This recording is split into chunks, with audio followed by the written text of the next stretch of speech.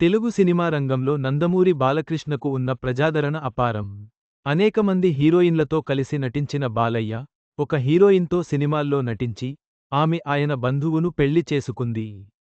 ఆ హీరోయిన్ ఎవరో ఇప్పుడు చూద్దాం.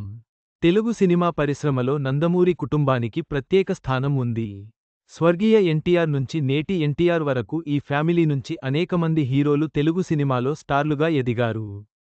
ఎన్టీఆర్ తర్వాత హీరోగా తనకంటూ ప్రత్యేక గుర్తింపు తెచ్చుకున్నది నందమూరి బాలకృష్ణ. సమరసింహారెడ్డి, నరసింహనాయుడు, చెన్నకేశవరెడ్డి లాంటి ఫ్యాక్షన్ చిత్రాలతో బలమైన ఫ్యాన్ బేస్ను సంపాదించుకున్న బాలయ్య రీసెంట్గా డాకు మహారాజ్ సినిమాతో మరో విజయం నమోదు చేసుకున్నాడు. ప్రస్తుతం అఖండ సీక్వెల్ అయిన అఖండ 2 షూటింగ్లో బిజీగా ఉన్నాడు. 100కు పైగా సినిమాల్లో నటించిన బాలయ్య అనేకమంది స్టార్ హీరోయిన్లతో స్క్రీన్ను షేర్ చేసుకున్నాడు. అయితే ఈ హీరోయిన్లలో ఎక్కువగా బాలయ్యతో సినిమాలు చేసిన ఓ హీరోయిన్ బాలకృష్ణకు బంధువుగా మారిందని మీకు తెలుసా? ఆమె ఎవరో కాదు, లేడీ సూపర్ స్టార్ విజయశాంతి. అప్పట్లో బాలకృష్ణ, విజయశాంతి జంటగా బ్లాక్బస్టర్ సినిమాలు వచ్చాయి. రౌడీ ఇన్స్పెక్టర్, నిప్పురవ్వ సాహస సామ్రాట్ వంటి హిట్ సినిమాలు వీరి కాంబినేషన్లో వచ్చాయి.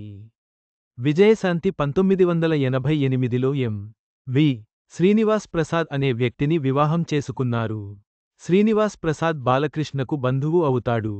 బాలయ్య పెద్దబావ గణేష్ రావుకు శ్రీనివాస్ ప్రసాద్ మేనల్లుడు. ఈ నేపథ్యంలో బాలయ్య, ప్రసాద్ల మధ్య సన్నిహితమైన స్నేహబంధం ఏర్పడింది. ఈ స్నేహానికి గుర్తుగా యువరత్న ఆర్ట్స్ బ్యానర్పై శ్రీనివాస్ ప్రసాద్ నిప్పురవ్వ అనే చిత్రాన్ని నిర్మించారు. ఆ సినిమాలో హీరోయిన్గా విజయశాంతిని తీసుకోవాలని భావించిన ప్రసాద్ స్వయంగా ఆమెను సంప్రదించారు. ఈ పరిచయం తర్వాత ప్రేమగా మారింది. ఆ ప్రేమ పెళ్లితో బలపడింది. ఇలా బాలకృష్ణతో కలిసి పలు సినిమాల్లో నటించిన విజయశాంతి, ఆ తర్వాత అదే బాలకృష్ణకు వరుసకు కోడలయ్యింది. ఇక విజయశాంతి ఈ మధ్యే రీ ఎంట్రీ ఇచ్చి, సెలెక్టివ్గా సినిమాలు చేస్తోంది. మహేష్ బాబుతో సరిలేరు నీకెవ్వరు సినిమాలో నటించిమెపన్పించి, తాజాగా కళ్యాణ్ రామ్ తల్లిగా అర్జున్ సన్ ఆఫ్ వైజయంతి సినిమాలోనూ నటించింది. చివరగా, బాలకృష్ణ మరియు విజయశాంతిల మధ్య ఉన్న సన్నిహిత సంబంధం తెలుగు సినీ ప్రేక్షకులకు ఎల్లప్పుడూ ఆసక్తికరంగా ఉంటుంది. విజయశాంతి తన సినిమా ప్రస్థానంలో కొత్త అధ్యాయాన్ని ప్రారంభించింది.